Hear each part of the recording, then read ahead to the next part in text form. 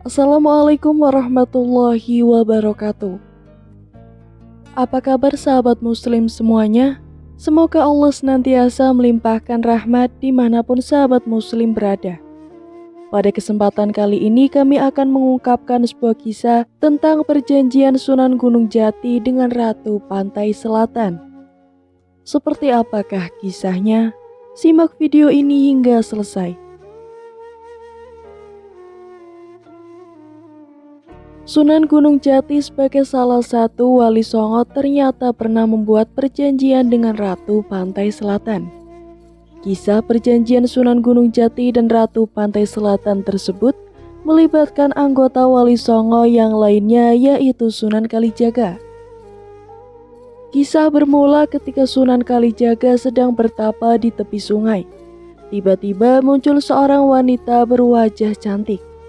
Wanita tersebut berpakaian kemben dan menggunakan tiara di rambutnya dengan kain berwarna hijau yang mengkilap. Sunan Kalijaga meyakini bahwa kemunculan wanita tersebut merupakan makhluk halus yang akan mengganggu proses bertapa yang dilakukannya. Wanita tersebut bernama Dewi Rarapanas atau putri kedua dari Dewi Naga Selatan, yang bermaksud untuk menggagalkan pertapaan Sunan Kalijaga. Sunan Kalijaga lalu menutup auratnya karena kainnya tersibak oleh hembusan angin, dan ternyata keluarlah perwujudan sebuah keris kalamunyang. Dewi Rarapanas mundur setapak dan Sunan Kalijaga mengatakan agar ia tidak diganggu dan menyuruh sang wanita pergi. Dewi Rarapanas menjawab bahwa ia diutus oleh ibunya, yaitu Ratu Pantai Selatan, untuk menguji seseorang yang tengah bersemedi. Tujuan Ratu Pantai Selatan mengutus putrinya adalah untuk membuktikan ucapan Sunan Gunung Jati. Sunan Gunung Jati telah menundukkannya dalam pertarungan gaib sebelum Wali Songo mendapatkan izin Dewi Naga Selatan untuk menyebarkan agama Islam di Pulau Jawa. Sunan Gunung Jati mengatakan jika suatu saat ada seorang putri dari Dewi Naga Selatan yang berhasil menggoda tapasmedi salah satu anggota Wali Songo, maka akan terjadi peristiwa berulangnya perjanjian gaib antara Sunan Gunung Jati dan Kanjeng Ratu Kidul. Setelah Sunan Kalijaga menyuruh Dewi Rarapanas untuk tidak menggodanya, sang wanita berkata bahwa ia akan menyingkir jika keris milik Sunan Kalijaga diserahkan kepadanya. Lalu dalam sekejap Dewi Rarapanas mengambil keris kalamunyang milik Sunan Kalijaga. Setelah bertapa, Sunan Kalijaga pergi ke daerah Cirebon untuk menemui Sunan Gunung Jati. Ia menceritakan apa yang dialaminya kepada Sunan Gunung Jati. Sunan Gunung Jati berkata bahwa suatu saat akan ada keturunannya dari Pangeran Manggara Jati yang akan mendampingi keturunan Dewi Rarapanas. Setelah itu, Sunan Gunung Jati lalu menemui Dewi Naga Selatan di Gunung Selok, daerah pantai selatan di Cilacap, Jawa Tengah. Sunan Gunung Jati mengatakan bahwa kelak akan ada keturunannya dan keturunan Dewi Naga Selatan yang akan mewujud ke alam manusia dan berjodoh. Dewi Naga Selatan lalu bertanya, jika suatu saat ada cucuku yang akan diturunkan mewujud menjadi manusia sejati, maukah di antara golongan wali ini yang akan menjaganya? Sunan Gunung Jati menjawab, baiklah Nyi Ratu, suatu saat putrimu Dewi Rarapanas akan menurunkan seorang putri dan akan mempunyai kekuatan ilmu dari Keraton Kidul. Berkat penyatuan di badan keris kalamunyang ini, ia akan mendapatkan penjagaan dari keturunanku yang terpilih di suatu saat yang tepat, tambah Sunan Gunung Jati. Itulah takdir yang akan menjawab kenyataan dengan dibuktikan oleh peristiwa gaib antara Sunan Kalijaga dengan Dewi Rarapanas di daerah Demak. Takdir itu akan muncul beratus-ratus tahun. Kemudian setelah lelakon antara kami Wali Songo dan golonganmu Keraton Kidul kali ini berakhir. Dalam pertemuan gaib itu, Sunan Gunung Jati dan Dewi Naga Selatan sepakat bahwa keturunan mereka akan berjodoh dan menjadi suami istri. Sebelum Dewi Naga Selatan menghilang dalam kabut putih yang akan menyelubunginya dalam kekuatan alam spiritual yang tidak bisa ditembus oleh manusia biasa, itu berkata, "Mudah-mudahan kesepakatan itu akan menjadi kenyataan, bukan begitu Kanjeng Sunan?" Dengan tersenyum Sunan Gunung Jati mengangguk menyatakan setuju. Tiba-tiba gemuruh angin membahana tanda akan kedatangan kerabat keraton menjemput beliau. Dewi Naga Selatan didampingi ketiga putrinya, yakni Dewi Rara Belorong, Dewi Rara Panas, dan Dewi Rara Ningrum, beserta Panglima, Patih, para pandito, dan para dayang-dayang, dan para bibi emban, serta pasukan keraton memberi salam penghormatan terakhir kepada Sunan Gunung Jati. Hanya dengan satu siulan saja, kabut putih menghilangkan penampakan Dewi Naga Selatan, beserta punggawanya, dan disusul bergulungnya ombak laut dan buih putih memecah pantai. Demikianlah dengan adanya perjanjian gaib tersebut, suatu masa nanti akan muncul ke alam manusia putrinya Dewi Rara Panas yang telah digariskan berjodoh dengan salah satu keturunan Sunan Gunung Jati, salah satu wali songo yang legendaris. Kisah singkat Sunan Gunung Jati, penyebar Islam Pulau Jawa bagian Barat. Sunan Gunung Jati merupakan satu dari tokoh besar dalam menyebarkan ajaran Islam di Jawa, khususnya pesisir utara Jawa. Sunan Gunung Jati diberkahi umur panjang dan bermanfaat, yakni sekitar 120 tahun. Bernama asli Syekh Syarif Hidayatullah atau ada yang menyebutkan Sayyid Kamil.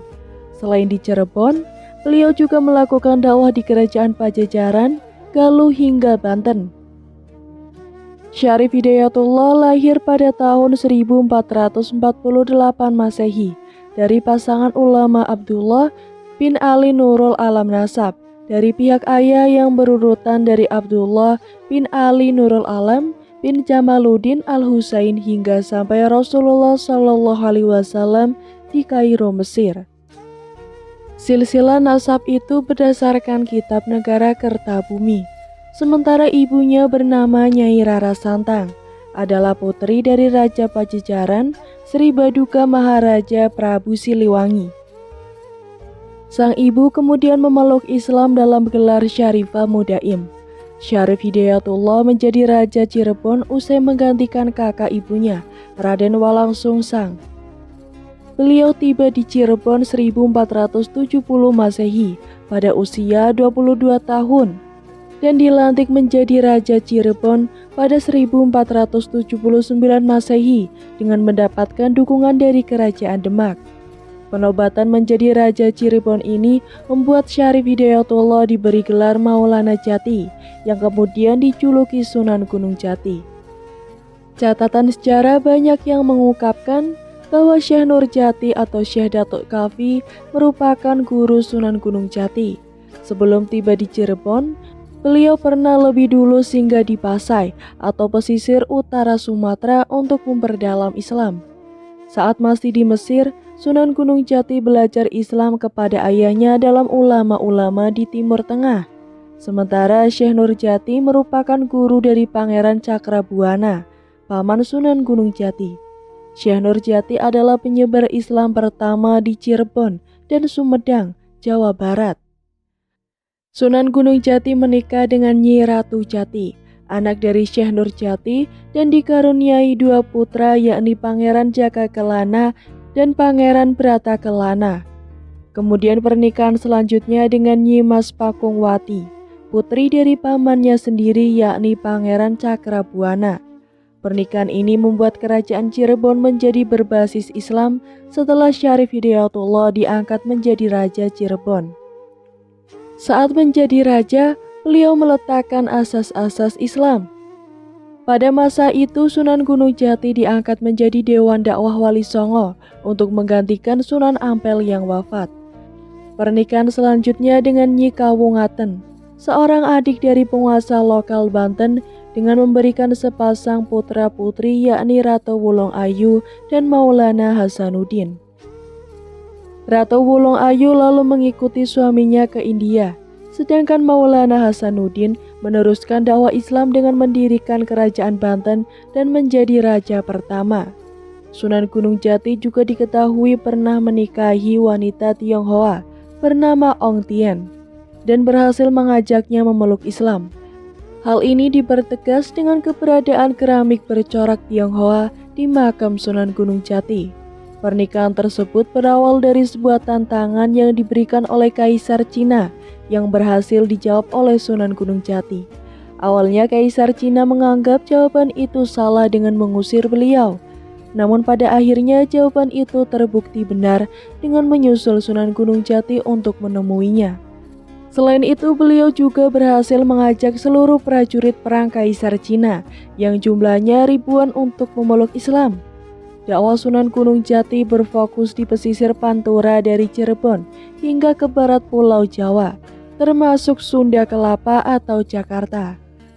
Beberapa kota penting beliau jadikan objek dakwah dengan memanfaatkan fasilitas kekuasaan dan kemampuan untuk melakukan akulturasi budaya. Metode penyebaran agama Islam yang dilakukan Sunan Gunung Jati menggunakan metode kesenian gamelan yang mudah diterima oleh warga Cirebon. Bagi siapa saja yang ingin melihat pertunjukan gamelan, dianjurkan untuk mengucapkan syahadat terlebih dahulu. Sunan Gunung Jati juga menjadi pemprakarsa berdirinya Kerajaan Banten di tengah perjuangan melawan ekspansi Portugis. Penggunaan metode lebih halus dilakukan setelah beliau pulang berhaji bersama putranya Maulana Hasanuddin. Pada tahun 1552 Masehi, Maulana Hasanuddin lalu ditunjuk oleh ayahnya menjadi Raja Banten. Kala itu Banten merupakan wilayah pelabuhan yang dimasuki Portugis. Misionaris Kristen oleh Portugis dibendung oleh Sunan Gunung Jati dan putranya Maulana Hasanuddin. Sunan Gunung Jati wafat pada tanggal 19 September 1569 dalam usia 121 tahun. Beliau dimakamkan di Gunung Sembung yang berada di Desa Astana, Kecamatan Gunung Jati, Kabupaten Cirebon. Sejarah makam Sunan Gunung Jati selain menjadi tempat ziarah dan ibadah, juga menawarkan keindahan arsitektur yang menarik untuk dipelajari. Tempat peristirahatan terakhir seorang tokoh penting dalam sejarah penyebaran agama Islam di Indonesia ini merupakan salah satu tempat bersejarah yang terletak di kota Cirebon, Jawa Barat. Sunan Gunung Jati atau yang sebenarnya bernama Syarif Hidayatullah adalah salah satu wali songo yang berasal dari Demak. Dia dikenal sebagai salah satu penyebar agama Islam di Jawa Barat yang berhasil memperluas wilayah kekuasaannya hingga mencakup daerah Cirebon dan sekitarnya. Sunan Gunung Jati meninggal pada tahun 1568 dan dimakamkan di sebuah kompleks makam yang terletak di Desa Astana Gunung Jati, Kabupaten Cirebon.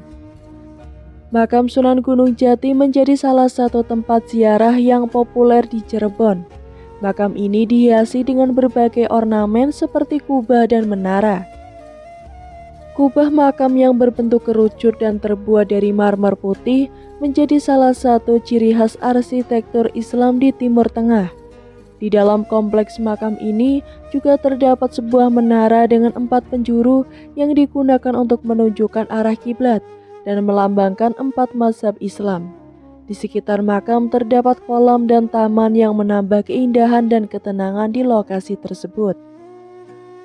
Kompleks pemakaman Sunan Gunung Jati memiliki 9 pintu, yaitu pintu Gapura, pintu Krepyak, pintu Pasujudan, pintu Ratno Komala, pintu Jinem, pintu Rararoga, pintu Kaca, pintu Bacem, dan pintu Terarai. Lokasi makam Sunan Gunung Jati sendiri berada di pintu ke-9, yaitu pintu Teratai. Selain Sunan Gunung Jati, kompleks pemakaman yang terletak di Gunung Sembung, Desa Astana ini juga merupakan tempat dimakamkannya keluarga maupun keturunan dari Sunan Gunung Jati. Bagi masyarakat umum yang ingin berziarah, aksesnya dibatasi hingga pintu ketiga, yaitu pintu Pasujudan. Sementara itu, pintu keempat dan seterusnya hanya diperuntukkan bagi keluarga keraton Cirebon dan keturunan Sunan Gunung Jati. Menurut pemerhati sejarah Cirebon, tidak sembarang orang bisa masuk ke dalam makam Sunan Gunung Jati.